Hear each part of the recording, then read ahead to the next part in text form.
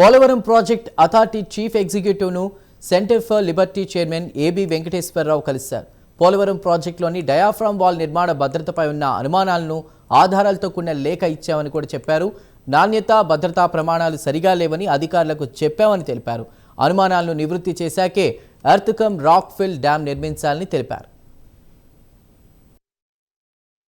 2వ తారీఖున మేము విజయవాడలో ఒక మీడియా సమావేశం ఏర్పాటు చేసి పోలవరం ప్రాజెక్టులో ఉన్నటువంటి ఇబ్బందులు, దాని నిర్మాణంలో మేము అధికారిక పత్రాల ద్వారా గమనించినటువంటి నిర్మాణ లోపాలు, వీటన్నిటినీ చాలామంది ఇరిగేషన్ ఇంజనీర్లు ఎక్స్పర్ట్లతో మాట్లాడిన తర్వాత గంట సేపు వివరంగా ఆ రోజున పత్రికా సమావేశంలో ప్రతి విషయాన్ని ఎక్స్ప్లెయిన్ చేసాం. గైడ్ బండ్ గురించి, అప్రోచ్ ఛానల్ గురించి, ఈ డయాఫ్రమ్ వాల్ గురించి, కాఫర్ డ్యాములు, అసలు మొదటి డయాఫ్రమ్ వాల్ ఎందుకు కొట్టుకుపోయింది, ఇవన్నీ ఎక్స్ప్లెయిన్ చేసిన తర్వాత మేము ప్రజలకు చెప్పిన విషయాలనే ఒక లేఖ రూపంలో సిడబ్ల్యూసికి, ఆంధ్రప్రదేశ్ గవర్నమెంట్కి, పీపీఏకి, జలశక్తి మంత్రిత్వ శాఖ, భారత ప్రభుత్వానికి అందరికీ పంపించాం. దాని మీద యాక్షన్ తీసుకోమన్నాం.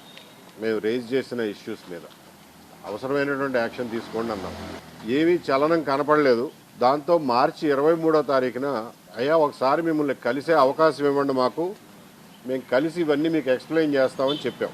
దాని మీద కూడా పెద్దగా ఏమీ స్పందన రాలేదు. గత నెల రోజుల నుంచి ఎదురు చూస్తూనే ఉన్నాం. మొన్న ఏప్రిల్ 27వ తారీఖు తేదీతో పీపీఏ రాజమండ్రి నుంచి మాకు ఒక ఉత్తరం పంపించారు. మీరు ఏదో మాట్లాడాలన్నారు కదా, వచ్చి మాట్లాడండి, మాకు ముఖాముఖి చెప్పండి అని. దాని గురించి అని ఇవాళ టైం తీసుకుని 11 గంటలకు కలిసాం.